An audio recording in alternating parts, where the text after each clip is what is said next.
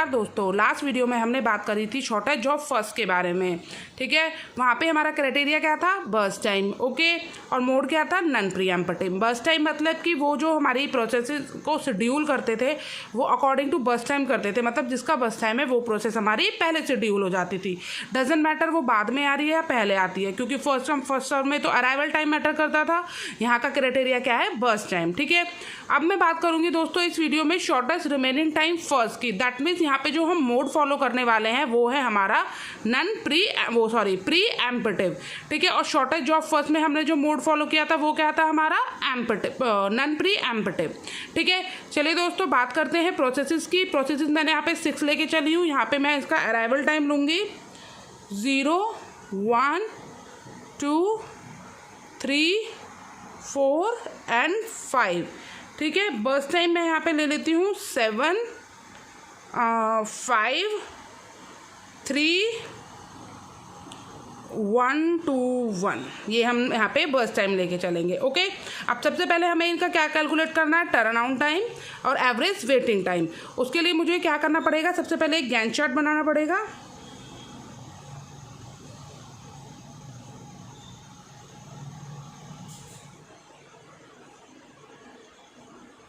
ठीक है, यहाँ मैंने प्रोसेस ली 0 पे।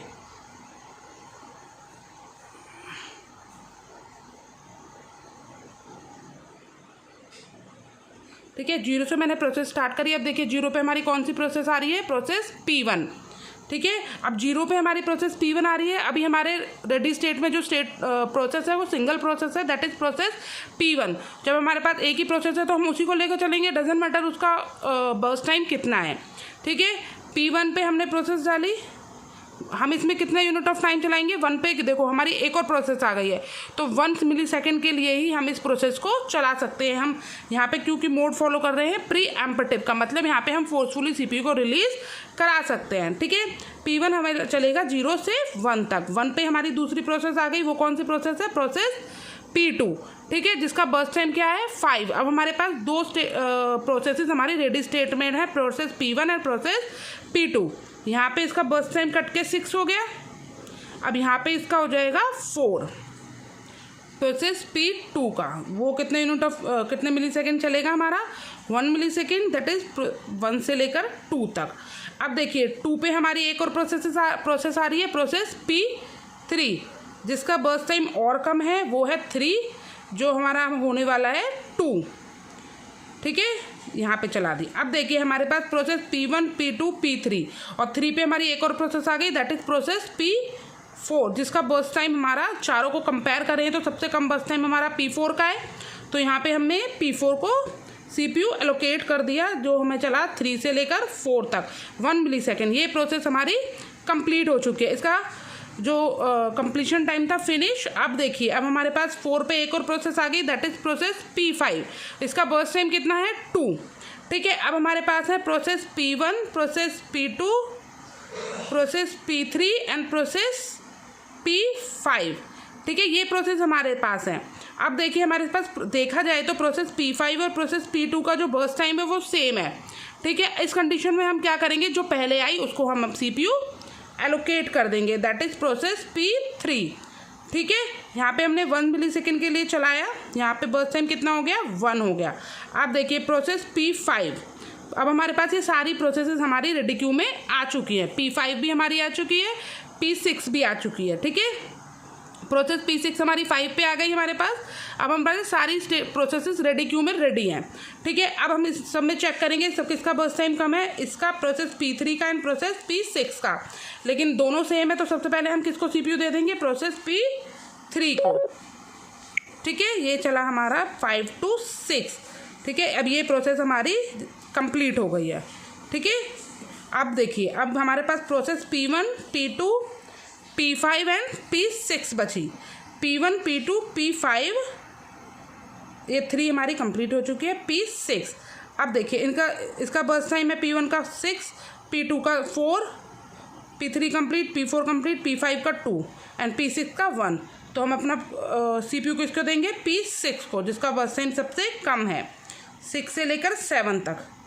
अब देखिए नेक्स्ट देखिए हमारी ये प्रोसेस कंप्लीट हो गई। अब क्या है इसका P1 P2 P5 पे देखिए हमारा बर्स्ट टाइम कम है तो हमने अपने CPU किसको दे दिया P5 तक।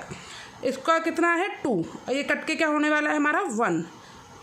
ठीक है, अब अगेन देखिए P5 ही हमारी चलेगी क्योंकि उसका बर्स्ट टाइम अभी भी कम है 9 तक। हम इसको साथ में भी चला सकते हैं कि पहले ही आप इसको 2 यूनिट का दे दीजिए, बिकॉज जो ऊपर वाली प्रोसेसेस है उनका उससे ज़्यादा है, इसलिए हम इसको एक साथ भी चला सकते हैं और 1-1 करके भी दे सकते हैं।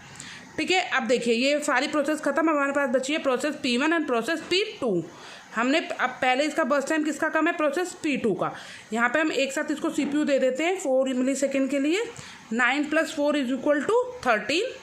और प्रोसेस P लास्ट बची P1, उसको हमने हमारे पास एक ही प्रोसेस है तो हम CPU उसका जो कंप्लीशन टाइम है उसको कंप्लीट कर देंगे 13 to 19।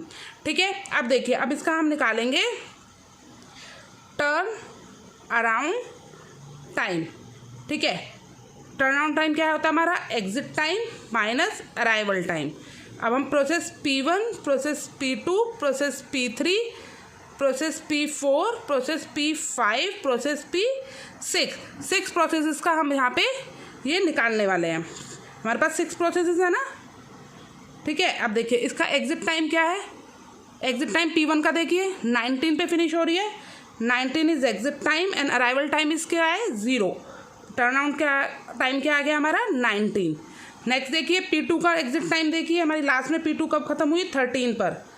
13 माइनस अराइवल टाइम क्या है इसका 1 = 12 मिलीसेकेंड। ठीक है, थर्ड देखिए P3 का एग्जिट टाइम हमारा क्या है 6 हमारा P3 का एग्जिट टाइम है। 6 माइनस क्या अराइवल टाइम क्या है इसका 2 = 4 मिलीसेकेंड। P4 का देखिए, P4 एक बार यहाँ चली है हमारी, एक ही बार चली है P4 हमारी। कहाँ पे एग्जिट टाइम क्या है इसका 4 minus arrival time = 3 = 1 millisecond. P5 का देखिए, P5 हमारी कहाँ चली है, एक बार यहाँ चली है, एक बार यहाँ चली है, मतलब एग्जिट टाइम क्या है इसका 9 है। तो 9 माइनस 4 इसका अराइवल टाइम है = 5 मिलीसेकेंड। और P6 का देखिए, P6 का एग्जिट टाइम क्या है हमारा 7 माइनस 5 इसका अराइवल टाइम = 2 मिलीसेकेंड। अगर हम इसका total average turn around time निकालें तो टोटल टाइम्स को सब प्लस करके divided by number of processes, plus करिए इनको कितना आएगा हमारा आने वाला है इनको 43 डिवाइडेड बाय 6 = 7.1 मिलीसेकेंड। ये आ गया हमारा एवरेज टर्न अराउंड टाइम। अब हम निकालेंगे इसका एवरेज वेटिंग टाइम। उसके लिए हमें क्या निकालना पड़ेगा, सबसे पहले वेटिंग टाइम। वेटिंग टाइम हमारा होता है turn around time minus burst time. ठीक है, process P1, P2, P3, P4, P5, P6, 6 processes का हम निकालेंगे। हमारे पास 6 प्रोसेसेस हैं। ठीक है, अब इनका डालिए टर्न अराउंड टाइम क्या आया है हमारा 19, 12, 4, 6, 5, 2। ठीक है, ये हमारा टर्न अराउंड टाइम है। इसमें से हम माइनस क्या करेंगे बर्स्ट टाइम इनका। यहाँ देखिए बर्स्ट टाइम क्या है हमारा 7, 5, 3, 1, 2, 1। ये हमारा किसके इक्वल आ जाएगा, ये हमारा आ जाएगा 19 - 7 = 12 मिलीसेकेंड। 12 - 5 = 7 मिलीसेकेंड। 4 - 3 = 1 मिलीसेकेंड। 4 का टर्न अराउंड टाइम क्या है हमारा P4 का 1 है, सॉरी मैंने यहाँ पे 6 लिखा हुआ है। 1 - 1 = 0 मिलीसेकेंड। 5 - 2 = 3 मिलीसेकेंड। एंड P6 का क्या है हमारा 2 - 1 = 1 मिलीसेकेंड। अगर हम इसका एवरेज वेटिंग टाइम निकालें तो हमारा क्या आएगा, total waiting time divided by number of processes, इसका टोटल आने वाला है हमारा 24 डिवाइडेड बाय 6 = 4 मिलीसेकेंड। होप दोस्तों आपको ये समझ में आया होगा। कोई भी दिक्कत हो तो मुझे कमेंट सेक्शन में बताइएगा। धन्यवाद दोस्तों।